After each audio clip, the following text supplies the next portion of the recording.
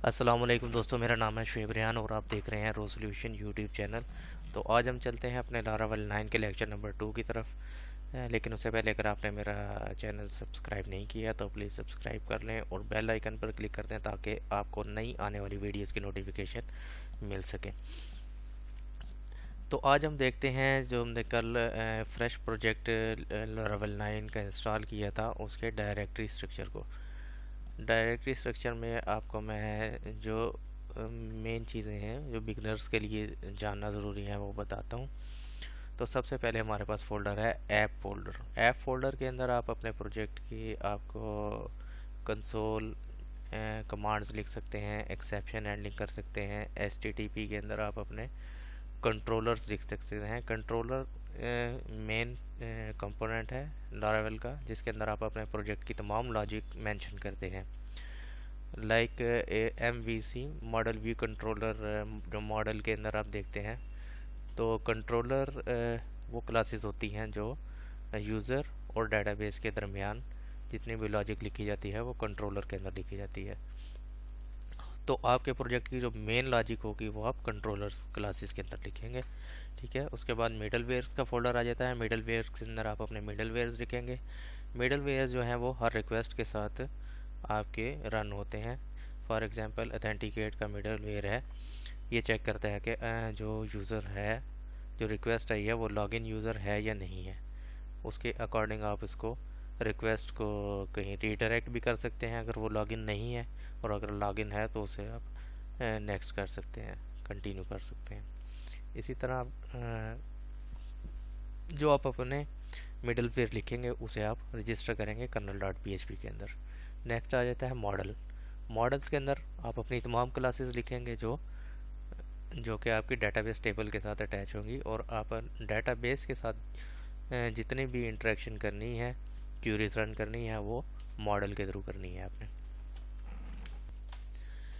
उसके बाद आ जाता है प्रोवाइडर्स का फोल्डर। प्रोवाइडर के फोल्डर के अंदर आप अगर अपनी कोई कस्टम सर्विसेज लिखते हैं तो वहाँ आप इन प्रोवाइडर्स की फाइल्स के अंदर रजिस्टर कर सकते हैं। फॉर एग्जांपल आप अपनी कोई सर्विस लिखते हैं उसे आप ऐप सर्विस प्रोवाइडर के अंदर रजिस्टर कर सकते हैं। कोई इवेंट आप अपना डालते हैं, कस्टम इवेंट लिखते हैं तो इवेंट सर्विस प्रोवाइडर में आप उसको मेंशन करेंगे। इसी तरह डिफरेंट चीज़ें हैं जो हम साथ साथ देखेंगे। उसके बाद बूटस्ट्रैप का फोल्डर आ जाता है, इसे एज इट इज़ रहने देंगे, आपने इसको नहीं छेड़ना।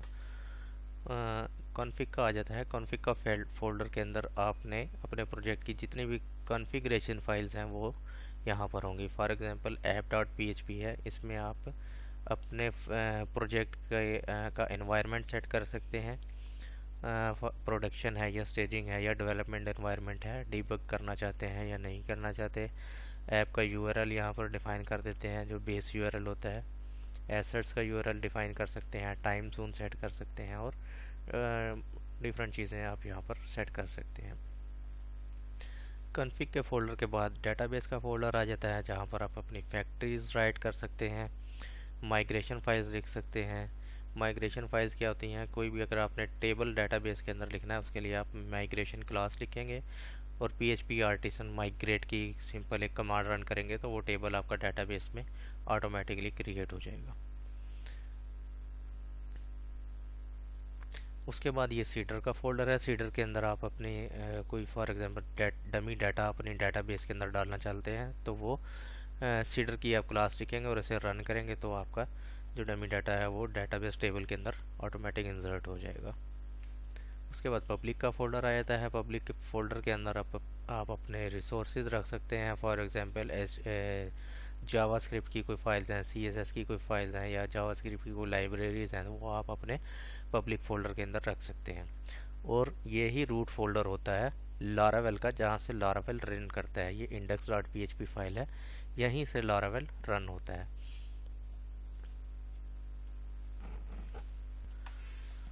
उसके बाद आ जाता है रिसोर्सेज का फोल्डर। रिसोर्सेज के फोल्डर के अंदर आपकी बेसिक जो है वो व्यू फाइल्स लिखते हैं। आप अपनी जो व्यू फाइल फॉर एग्जांपल जो आपका टेम्पलेट्स हैं, HTML टेम्पलेट्स, उसको आप कन्वर्ट करते हैं ब्लेड टेम्पलेट के अंदर और उसको आप रखते हैं अपने व्यू फोल्डर के अंदर। ठीक है, तो ये आपका जो आपकी व्यू फाइल जितनी भी होंगी वो आपने यहाँ पर लिखनी है। और अगर आप काम कर रहे हैं इसके अंदर व्यू जेएस में या रिएक्ट में, तो उसकी जो फाइल्स आप रखेंगे वो रखेंगे अपने जेएस के फोल्डर में।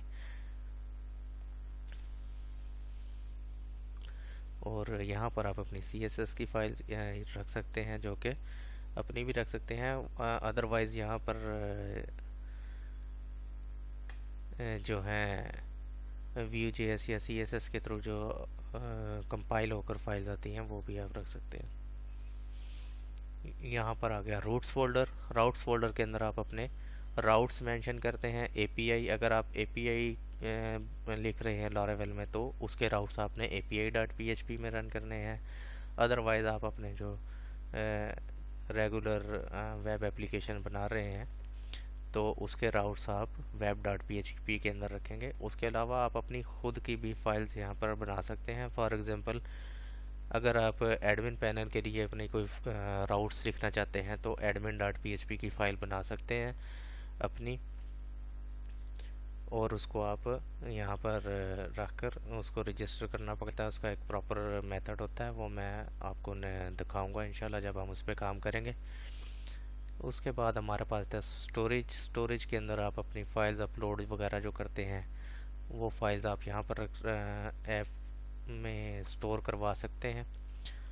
उसके अलावा ये लॉग्स जितने भी आपके लॉग फाइल्स होंगी, कोई भी आप अपने प्रोजेक्ट में अगर लॉग रजिस्टर करवाना चाहते हैं, खुद से करवाना चाहते हैं, या जो लारावेल के थ्रू कोई लॉग या कोई एक्सेप्शन आती है तो वो आपके लॉग्स फोल्डर के अंदर उसकी फ़ाइल्स बन जाती हैं।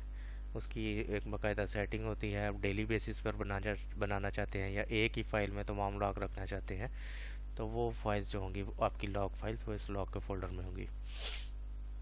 उसके बाद आ जाता है टेस्ट का फोल्डर। अगर आप अपने एप्लीकेशन के लिए यूनिट टेस्ट या फीचर टेस्ट लिखना चाहते हैं तो वो यहाँ पर आप उसके यूनिट टेस्ट या फीचर टेस्ट लिख सकते हैं।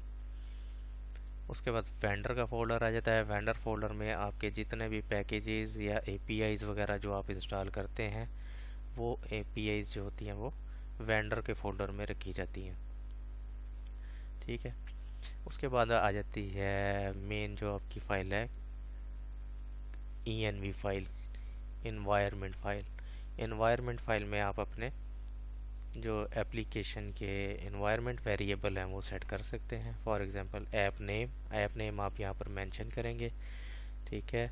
और ये ऐप नेम कहाँ यूज़ होगा, आप कहीं भी अपनी एप्लीकेशन में यूज़ कर सकते हैं। दूसरा आप ये देखें जो कॉन्फ़िग के अंदर app.php है, वो जो ऐप नेम उठा रही है वो इन्वायरमेंट फाइल से उठा रही है। ENV का मतलब है कि ये ENV के अंदर से ENV फाइल के अंदर से app.name का जो app_name का जो वेरिएबल है उसे उठा लेगी, अगर वो उसे वेरिएबल वहाँ मिलेगा तो।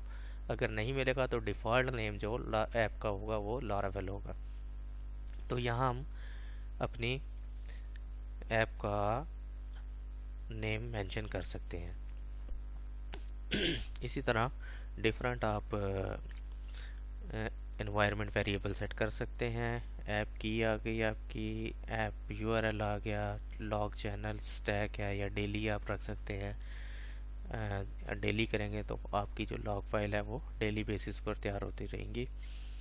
उसके बाद डेटाबेस का कनेक्शन आ गया, वहाँ पर आप अपने डेटाबेस की जो यूज़र नेम पासवर्ड वगैरह देख सकते हैं।